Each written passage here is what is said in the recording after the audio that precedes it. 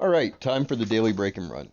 So my breaks are coming along. I'm starting to get more and more of these types of breaks where everything's nice and spread out, and I'm getting when I have a shot on the one or the two or whatever the next ball is, I'm getting out of these about half the time. Now I should be getting out of these all of the time.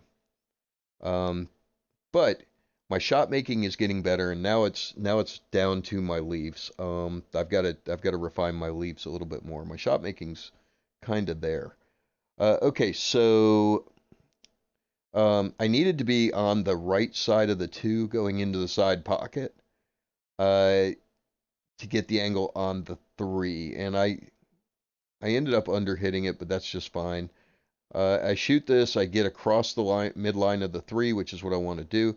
Now I'm going to come around three rails. I'm trying to get behind the four, but if I hit it, it doesn't matter because I'm going to be on the line I need to be on. Now I know that they say that's a cardinal sin, but I play so much straight pool that paying attention to the interactions of how balls move is part of it, and I have no fear of hitting a ball like that one where it's wide open. The only time I don't want to hit balls is when they're in the middle of a cluster, and you're going to see me do that several times. Okay, so here I need to draw off the six to get to straighten out the angle to the rail. The cue takes to the rail. I do. I get my leave on the seven. Um, Now this is very close to straight in, so I'm going to use top right English on this, which is going to take it to the end rail and then hold it and come straight back up rather than going off to the right side of the table. That gives me a good leave on the 8. Now, rolling forward, I'm going to hit this 9, but again, I'm going to hit this 9 in a way that's going to give me a shot. So I'm going to hit it just hard enough for the 9 to bounce off the rail. I don't want the 9 to roll to the rail, I want it to bounce off. And there it is, and easy money.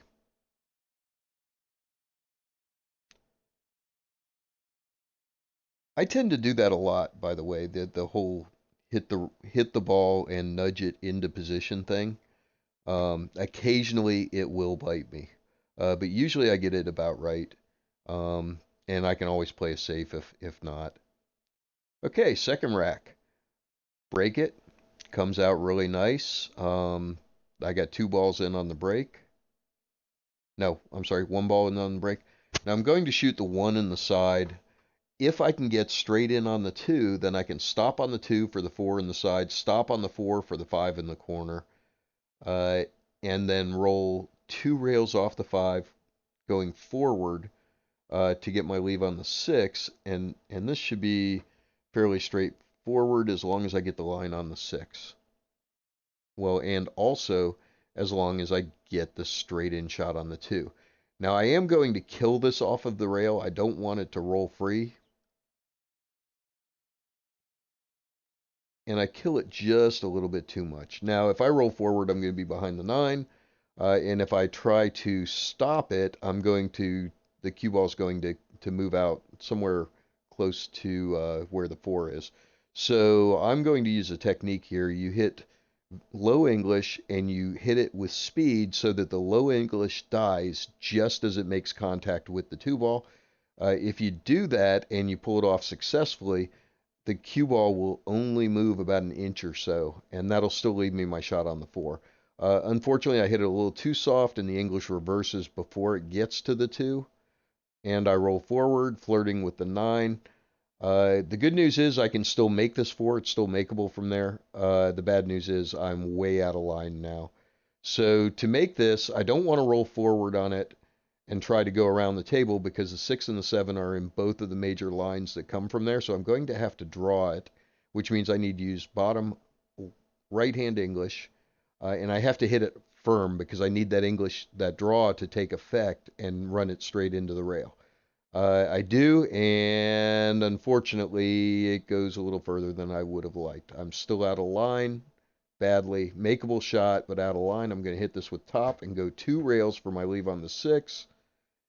And now I'm back in line. This is looking good again. A little bit of top left just to bring it over for the seven. I want to be closer to the rail than the seven is because I want the cue ball to naturally travel over to the left side of the table as you're looking at it. This shot is out of Ray Martin's 99 critical shots. It's bottom right-hand English. And the idea is that the bottom makes the cue ball come straight across the table, and the right-hand English makes it move closer to the 8. Now here, I am almost dead straight on this 8. I'm going to try to punch it in and get back. I don't. And so I'm going to back cut this. And the reason I'm back cutting it is to cut it the other way. Two reasons. One, I would have had to use a bridge to be able to look down the shot. So rather, I'll always choose to shoot normally rather than look down the shot. And the second reason is that the angle going the other way was uncomfortably close to this bottom right-hand corner.